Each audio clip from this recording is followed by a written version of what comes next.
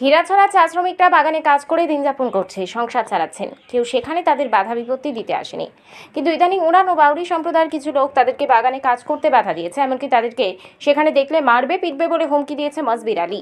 তাই অসহায় হয়ে হীরাছড়া চা বাগানের চা শ্রমিকরা সংবাদ মাধ্যমে দ্বারস্থ হয় এবং বলে, তাদের সঙ্গে যদি এমন ব্যবহার করা হয় তাহলে তারা গরিব মানুষ বাঁচবে কি করে। দাদা, কি ঘটনাটা কম? আমরা হীরাছড়াতে লোকাল বাসিন্দা, বর্তমানে আমরা সবাই এখানে বসবাস করতে আছি প্রায় 100 বছরের উপর থাকিয়া। আর এই চা বাগানে আমরা বর্তমানে কাজ করিয়া খাই। অথচ যে আগে সিল্কুট কোম্পানি আছিল, সেই সিল্কুট কোম্পানি গত অনেক দিন চালাইয়া এটা বর্তমানে বন্ধ আছিল। এখন যে সানশাইন কোম্পানি আইয়া এই কয়েকদিন লিডিং করার পরে এখন বর্তমানে যে কাজ করাইয়া টাকা পয়সা দেয় না, অথচ আমরা যে মজুরিগুলো পারফেক্ট পাই না। আর এখন যে চালাইতে আছে এর নাম হইল মসব্বির আলী। তাইনে কইতে আছে আমি বাগানের ডাইরেক্টর। এই ডাইরেক্টর তাইনে যদি হয় তাহলে আমরা অনেক দাবি দুবা আছে, যেমন ধরেন পিএফের টাকা আর রেশন এবং ন্যায্য মজুরি। এটা নিয়ে আমরা একটা করছি। আমরা আলাপ আলোচনার মাধ্যমে একটা কমিটি গঠন করার পরে তাইনে আমরা ডাকছি, তাইনে আইতে চায় না। অথচ বাগানের মালিক কে? আমরা কি সমস্যা, আপনারা কেন আজকে সংবাদ মাধ্যমের মুখোমুখি হয়েছেন? আমরা বাগানে কাজ করি, আমরা গরিব মানুষ। তারা ক্ষেত বাড়ি আছে, তারা গৃহস্থী করিয়া খায়। এর মধ্যে তারা গিয়া অন্য অন্য জায়গাতেও কাজ করে, ঢালাই কাজ করে, জমিনের মধ্যে ধান রোয়া দেয়। তারা দিন তারার মজুরি থাকে 500-600 টাকা রুজি করে। আমরা বয়স্কর মানুষ, আমরা স্যার ঢালাই করতে পারবো না? আমরা গিয়া মানুষের জমিনে ধান রোয়া দিতে পারবো? তারা বলতে কারা? তারা বলতে কারা বাধা দেয়? দক্ষিণের মানুষ, ওই কি নাম, গুজরাল। আর তারা কয়জন আছে? তারা না হলেও 20-25 জন হইব। আর আমরা আছি 10-12 জন মানুষ। কোন বাগান এটা? হীরাছড়া। কি চাইতেছেন আপনারা এখন? আমরা এখন কি, আমরা গরিব মানুষ, আমরা বয়স্কর মানুষ লাগে, আমরা কোনো পারবো তারার মতন কাজকর্ম করতে? আমরা বাগানে কাজ করে খাই, বাগান চলতে আসে, আমরা বাগানে কাজ করি, পেমেন্ট পাই, আমরা কাজ করি। তারা আয়া বাধা দিতে আসে যে তোমরা বাগানে কাজ করিও না। আজকে কি আপনারা পাতা তুলতে গেছিলেন? না, যাইমু কয়ে তো আমরা আইসি। এখন তারা এখন আমরা বাধা দেয় কাজ করিয়ে না কয়া, আমরা কি করিয়া খাইমু? আজকে বাধা দিছে নি?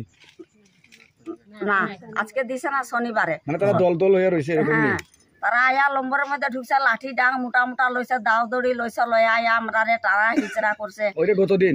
হ্যাঁ, লয়া। কি কারণে এমন করতেছে? আমরা গরু ছাগলের মতো নম্বরের মধ্যে দৌড়াইতেছে স্যার। কি কারণে? কি কারণে? আমরা কেন বাগানের মধ্যে কাজ করবো? বাগানে কার হুকুমে তোমরা কাজ করবাই? মসব্বির বাগানের কে? আমরা মসব্বিরে চিনি না, বাগানের কেউ নাই। লাঠিগুলা কি? এই লাঠিগুলা লয়া সারা মার করতে আইছে। আমরা মার তো কায়া নম্বরের মধ্যে আমরা গরু ছাগলের মতন দৌড়াইতেছে। কোন সেকশনে গেছিল এটা? কোন নাম্বার? 3 নম্বর বাচ্চা ছাড়া। আচ্ছা, তো যারা মানে তারা যে অভিযোগ তুলতেছে আপনারা বাগানের কাজ করেন ঠিকমতো, আপনারা পেমেন্ট পান না, এটা কি সত্য নেই? পাই, পেমেন্ট পান হাতে আমরা পেমেন্ট ক্লিয়ার আছে। আচ্ছা, যারা বাধা দিতেছে তারা কোন লাইনের? দক্ষিণ লাইনের? দক্ষিণ লাইনের। তাদের দু একজনের নাম কোন? আগে তো একজনের নাম কইছেন, আর দু একজনের নাম কোন? সীতারাম। টাইটেল কি তার? উড়ান। আচ্ছা, আর গুজরাল। কজন আছে তারা? 5-6 জন না স্যার, কইতে গেলে তারা 20-25 বহুত মানুষ তারা আইছে। এখন আপনারা কি চান বাগান চলুক? হ্যাঁ, আমরা বয়স্ক মানুষ, আমরা কিটা করিয়া খাইমু? আমরা বাগানে কাজ করবো, আমরা কাজ করবো, দাম পাইমু, আমরা কাজ করবো। এটা কি, এটার মূল উদ্দেশ্য হইল আমাদের 2009 থেকে যে আমাদের হীরাছড়াতে যে স্যাংশন কোম্পানি এসেছিল, এটা হইল MM খান আমাদের তত্ত্বাবধানে যে আমাদের হীরাছড়া কিনেছিল। সেই কিছুদিন 3-4 বছর আমাদের হীরাছড়া সুস্থ মতো চলে। এরপরে দেখা যায় কিছুদিন পরে ডাইরেক্টর মসব্বির আলী এই লটিংচড়া, সোনামুখী, হীরাছড়া এবং দেবস্থল নিয়ে তিনি ডাইরেক্টর হিসেবে, আমরা জানি না তিনি ডাইরেক্টর কিনা না, সেই হিসাবে এই 4টা বাগান পরিচালনা করতেছিল, আমরা দেখতেছিলাম। কিন্তু পরবর্তী সময়ে মসব্বির আলী আমাদের যে এই হীরাছড়া সেই মালিকানাধীন বলে করে আমাদের বাগান পরিচালনা করছে। উনি পরিচালনা করার পরিপ্রেক্ষিতে আমাদের বাগানের যে অবস্থা ছিল, আমাদের বাগানে 300-র উপরে শ্রমিক, পার্মানেন্ট শ্রমিক ছিল। বর্তমানে আস্তে আস্তে ধীরে ধীরে সবাই কমতে বর্তমানে এখন 80 জনের মতো এই হীরাচড়াতে কাজকর্ম চালিয়ে যাচ্ছে। আর বাদবাকি শ্রমিক এখনো পর্যন্ত কর্মসংস্থান পাচ্ছে না। এই অবস্থায় আমাদের যে হীরাচড়াতে যে অবস্থা, আমাদের কিছুটা অংশ চা আছে, বাকি অংশ সম্পূর্ণ জঙ্গলে ভর্তি। যে চা অংশ আছে সেই অবস্থায় জঙ্গলে ভর্তি। আমাদের যে যারা এই 80 জন শ্রমিক মা বোনরা কর্ম করে খাচ্ছে, ওনাদের পাতা তুলতেও গিয়ে সমস্যা হচ্ছে। এবং তার পরিপ্রেক্ষিতে দেখা যাচ্ছে যে আমাদের যে এই বাগান চালাতে গিয়ে আমাদের যে শ্রমিকদের যে মজুরি আছে 176 টাকা, উনি 176 টাকা আমাদের সম্পূর্ণ দিচ্ছে না, উনি 145 টাকা করে আমাদেরকে দিচ্ছে। এই 145 টাকা দিয়ে আমাদের কি হবে? কারণ একজন শ্রমিক যদি বাইরে কাজ করে উনার 500 টাকা পর্যন্ত মজুরি থাকে, কিন্তু আমাদের যে ন্যায্য পাওনা আছে আমাদের 176 টাকা, উনি 176 টাকা আমাদেরকে দিচ্ছে না। এই 176 টাকায় আমাদের ছেলে মেয়েদের লেখাপড়া ধরে, আমাদের ঔষধপত্র ধরে, সেটাও আমাদের হচ্ছে না। এমনকি আমাদের হীরাচড়াতে ডাক্তার ঔষধপত্রেরও কোনো ব্যবস্থা নেই, রেশনের কোনো ব্যবস্থা নেই। মেটানেটিক যারা অন্তঃসত্ত্বা থাকে ওনাদেরকে মেটানেটিক দেওয়া হয়, সেটুকুই আমাদেরকে দিচ্ছে না। চা পাতা তোলার যে সামগ্রী আমাদেরকে দিতে হয়, সেই সামগ্রী চপ্পল ধরে, ছাতা ধরে, ছুটি ধরে যে দেওয়া হয়, সেটাও আমাদেরকে বছরে 2 বার দিতে হয়, সেটাও আমাদের দিচ্ছে না। প্রতি শ্রমিকের জোড়া চপ্পল দেওয়ার কথা, সর্দারদেরকে ছাতা দেওয়ার কথা, সেটাও দিচ্ছে না। গরম দিনে মশারি দেওয়ার কথা, সেটাও দিচ্ছে না। থাকার ঘর এবং রান্নাঘর যে ব্যবস্থা আমাদের শ্রমিকদের করে দেওয়া হয়, সেটাও এখনো পর্যন্ত দেওয়া হয় নাই। অনেক দিন ধরে শীতের যে কম্বল, শীতের কম্বলও আমাদেরকে দেওয়া হয় না। 15-20 বছর থেকে যে পিএফের হিসাব আমরা শ্রমিকরা কোনো এখনো পর্যন্ত পাই নাই। এই অবস্থায় বাগান থাকলে আমাদের যে বাচ্চা ও শিক্ষা দীক্ষার করার কোনো উপায় নেই। 7.5 একর বাগান, 750 একর বাগান জায়গা মোট ছিল পূর্বে।